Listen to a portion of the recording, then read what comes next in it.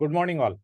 There are various colloids available in pharmacy for use in various clinical scenarios. The question is, are all colloids same? And another question is how to select the right colloid.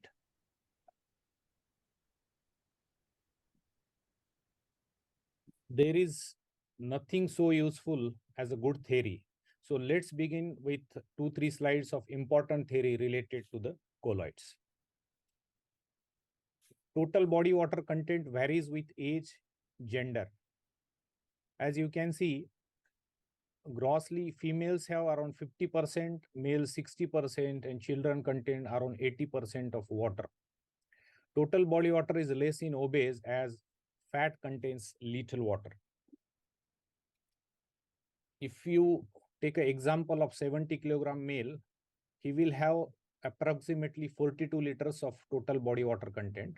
Out of these, 5 liters will be intravascular volume, 10 liters will be interstitial compartment, and 30 liter will be intracellular compartment.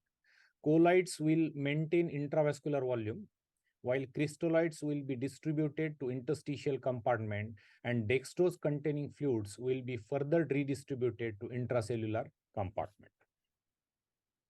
So what is colloid? Colloids are high molecular weight substances which generate oncotic pressure and are considered to have a greater intravascular persistence when compared to crystalloids. This property of oncotic pressure is lost, however, when capillary membranes are altered in disease state. There are two types of colloids. One is naturally occurring, and the only example is albumin, and the other is artificial colloids. The examples are gelatins, dextrans, and Hesse. Almost all colloid solutions will have a normal osmolality. The oncocity of the solution will influence the vascular expansion. The higher the oncotic pressure, the greater the initial volume expansion. There are few important points to be noted regarding colloids.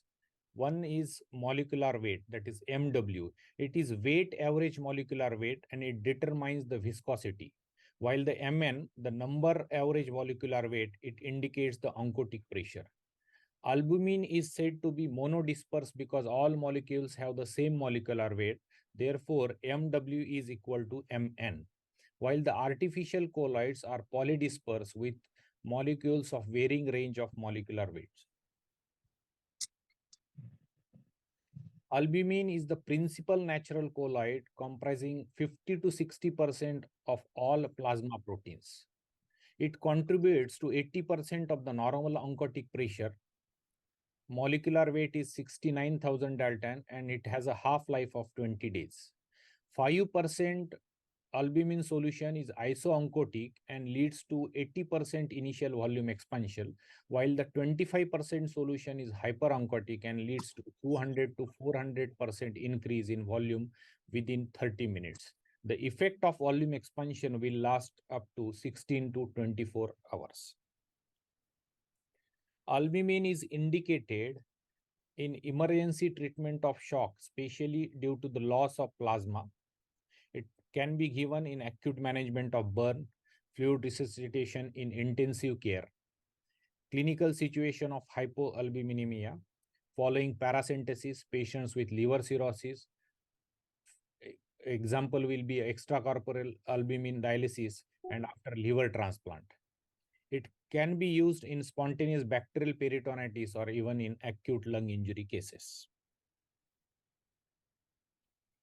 The most important advantage of albumin is it is a natural colloid and it is associated with lesser side effects like pruritus, anaphylactic reactions, and coagulation abnormalities as compared to the synthetic colloids.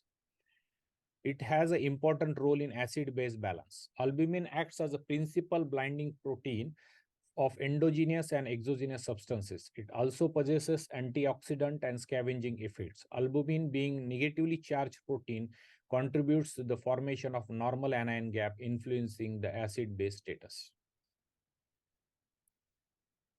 Albumin has great volume expansion. 5% albumin solution has a similar degree of volume expansion as compared to Hetastarch, but greater than gelatins and Dextrans. There are few disadvantages of albumin. Albumin is expensive as compared to the synthetic colloids. And in septic shock, the release of inflammatory mediators has been implicated in increasing the leakiness of vascular endothelium. The administration of exogenous albumin may compound the problem by adding to the interstitial edema. Now, coming to the synthetic colloids, the first one to be discussed is Dextran. Dextrans are highly branched polysaccharide molecules. It comes in 6% and 10% solution form. The 6% has an average molecular weight of 70,000, while the 10% it is also called as low molecular weight dextran and has a molecular weight of 40,000. Kidneys primarily excrete dextran solutions. So small molecules between 14 to 18,000 kilodalton are excreted in 15 minutes, whereas larger molecules stay in circulation for several days. Up to 40% of dextran 40 and 70% of dextran 70 will remain in circulation for almost up to 12 hours. Dextran is mainly indicated to improve the microcirculatory flow in microsurgical reimplants, and it can be used in extracorporeal circulation during cardiopulmonary bypass. Advantages are volume expansion and microcirculation improving. Dextran leads to 100 to 150% increase in intravascular flow.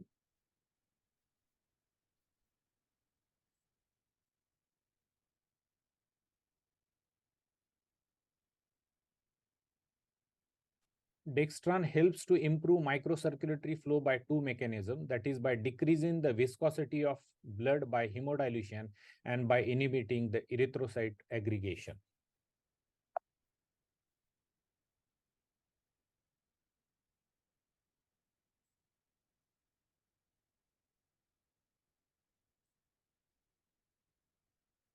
The volume expansion of Dextran is higher as compared to albumin or Hesteril, but the duration will be less it will be between 6 to 12 hours. There are few disadvantages of the Dextran, and the most important one is the severe anaphylactic reactions. Then the gelatins or the starches due to the Dextran reactive antibodies which trigger the release of vasoactive mediators. The another important disadvantage is coagulation abnormalities, and these coagulation abnormalities are due to decreased platelet adhesiveness, decreased factor VIII, increased fibrinolysis, and coating of endothelium is decreased. Because of this, larger doses of Dextran is associated with significant bleeding complications. Dextran coat the surface of red blood cells and can interfere with the ability to cross-match blood. Dextran also increases erythrocyte sedimentation rate. The another important disadvantage of Dextran is acute renal failure. And the possible mechanism for this is accumulation of Dextran molecules in the renal tubules causing tubular plugging.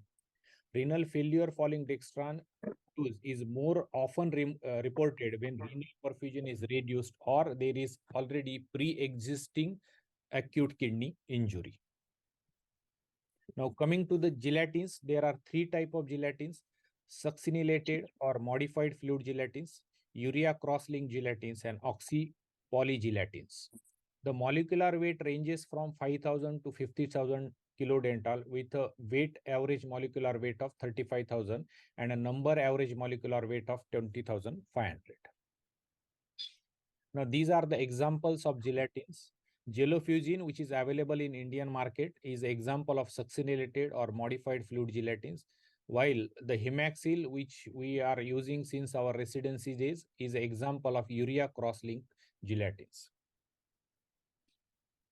Being the most cheaper synthetic colloid, it is cost effective as compared to albumin and other synthetic colloids. Another advantage is gelatins do not have any upper limit of volume that can be infused as compared to both starches or the dextrans. And the most important one is gelatins are readily excreted by glomerular filtration as they are small size molecules. Therefore, there are no effects of renal impairment. Gelatins will lead up to 70 to 80% volume expansion, but the duration of action is shorter in comparison to both albumin and starches. There are few disadvantages with gelatins like anaphylactic reaction. There is higher incidence of anaphylactic reactions as compared to the natural colloid albumin. There are few effects on the coagulation, but they are not very clear. There are studies which support activation of coagulation by gelatins, and there are few studies which reveal increased bleeding time, impair platelet adhesiveness during cardiac surgery. Gelatins are associated with occurrence of circulatory dysfunction marked by increased plasma renin activity and aldosterone in patients with ascites undergoing large volume paracentesis. Now coming to the hydroxyethyl starches, that is HAES. These are the derivatives of amylopectin.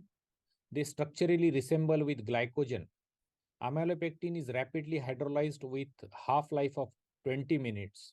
In order to make amylopectin molecules more stable, anhydroxyethyl glucose residues are substituted with hydroxyethyl groups, mainly at the position C2 and C6, and it is called as molecular substitution.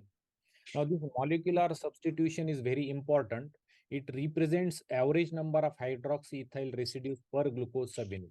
For example, if the molecular substitution is 0.5, it means there are 5 hydroxyethyl residues in 10 glucose subunits. Higher the molecular substitution, it will be retained in intravascular compartment for a longer duration, and it will have a volume expansion for a longer period. This molecular substitution determines the category of HAES in this way.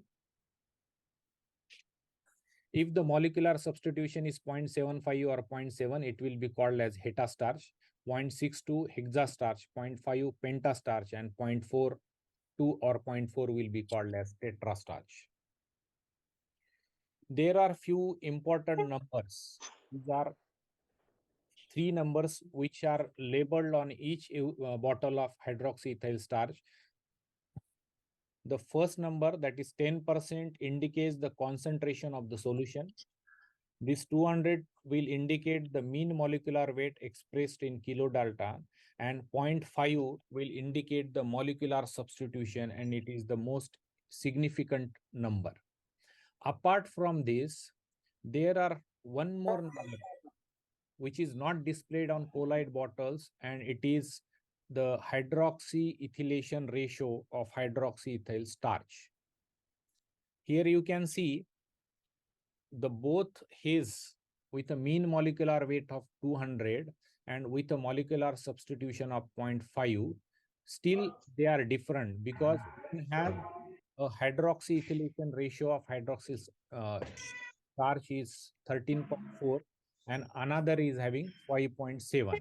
So higher the C2 C6 ratio, it will be metabolized late.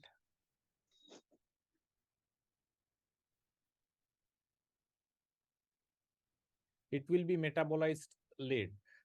The accumulation of large molecules lead to beneficial longer lasting volume effect, but the disadvantage includes an increase in plasma viscosity and coagulation disturbances, which cannot be explained with respective dilution effect alone.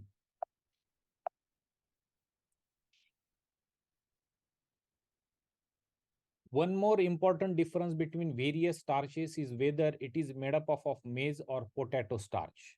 Now, this Vexi maize has 98% highly branched chain amylopectin, and the examples are volumin and volulite, while the potato starch has heterogeneous mixture of 75% amylopectin and remaining with linear chain amylose. These are low branch amylopectins. The example is tetraspan.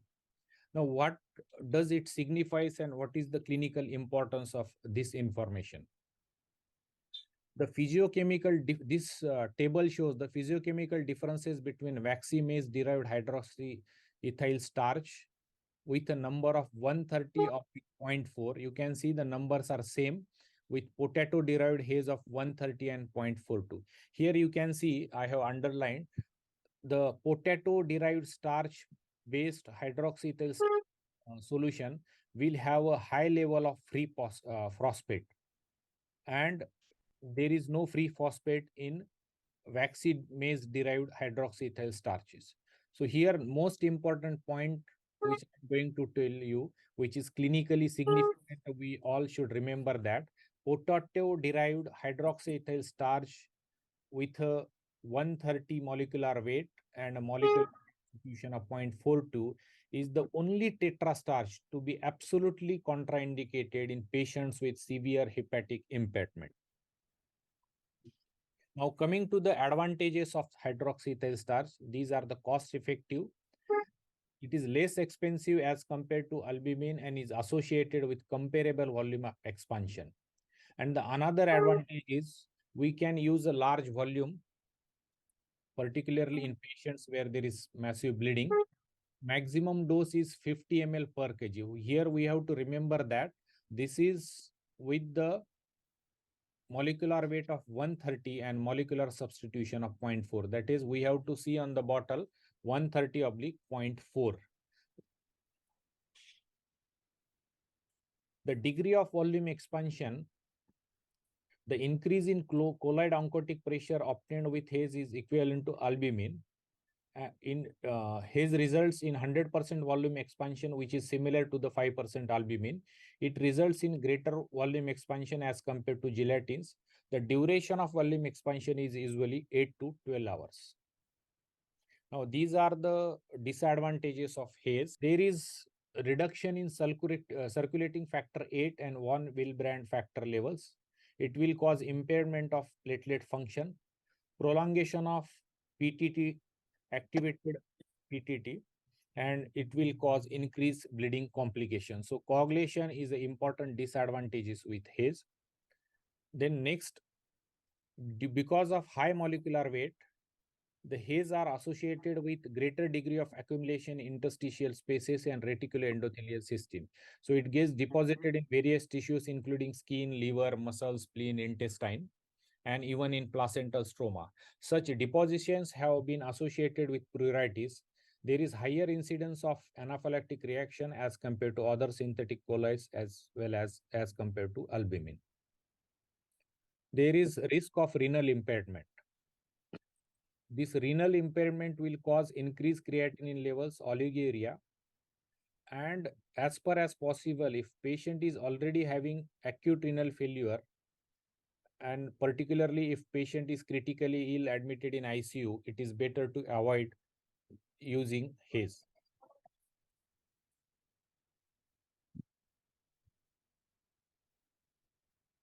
Now, these are the examples of hydroxyethyl starch. Now, this pentastarch, which is 10%, it has a molecular weight of 2 lakh. This substitution is 0.5. It is low cost and hyperoncotic with a capacity of volume expansion of almost 145%. This has a potential to diminish vascular permeability and reduces the tissue edema. Hetastarch 6%. This 1 liter will replace 1 liter blood loss, and maximum dose is 20 ml per kg per day. Now, this is the most commonly used or well-known third generation hydroxyethyl starch. It is Tetrastarch. The brand name is Voluven. The reductions in molecular weight and molecular substitution has led to products with shorter half-lives, improved pharmacokinetics and pharmacodynamic properties, and fewer side effects. The allowable maximum dose is 50 ml per kg per day.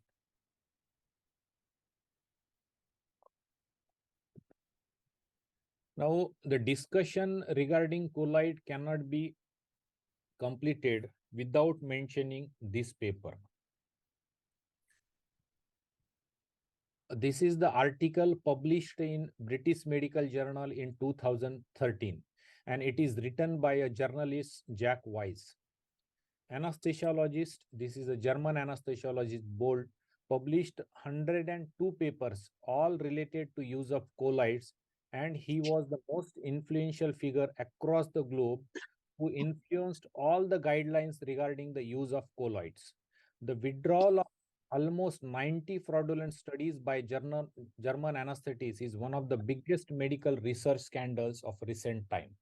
And after the frauds of Bolt were exposed, Ian Roberts, who was the lead author of Cochrane Review, his initial reaction was the Bolt studies tended to be small trials that focused more on the mechanism of action. They never had a big quantitative effect on mortality. When we did our Cochrane review, the end point was mortality. So when we omitted Bolt's trials, they didn't make too much difference. So this was initial reaction. But after some days, another important editorial came with a conclusion that with inclusion of studies by Bolt, the medical community might reasonably have concluded that use of hydroxyethyl starch was not inappropriate. Yet the analysis in which these studies were excluded shifted the balance of evidence towards harm. He added, this study highlights the serious implications of scientific misconduct on patient safety. Another meta-analysis and systemic review that excluded the Bolt studies published in British Medical Journal found an increase in adverse events with colloids in patients with sepsis. There was meta-analysis published in JAMA Journal, and it shows the Bolt studies has significantly altered findings. Once 7 of Bolt's discredited trials were excluded from the analysis, the researchers found that the hydroxyethyl starch was associated with significant increased risk of death and acute kidney injury. Now, when I'm mentioning these papers and we are talking about the colloids, what should be the learning from this discussion, and what should be the take-home message? First important is all colloids are not same. As we have seen, the naturally available colloid, that is albumin, and the synthetically available various colloids like gelatins, dextrans, and hydroxyethyl starch, they have various pharmacokinetic and differences. So we have to consider all those differences, and then only we have to choose the right one for your patient. If possible, try to avoid use of colloids in patients with sepsis or acute kidney injury. And always keep an eye on total volume infused. That doesn't mean that you should not use colloids at all, because these are important molecules available for clinical use, and definitely in situations where there is massive blood loss or you anticipate a significant blood loss, these can be used for restoration of the intravascular volume for a longer duration. With these remarks, I would like to conclude. Thank you.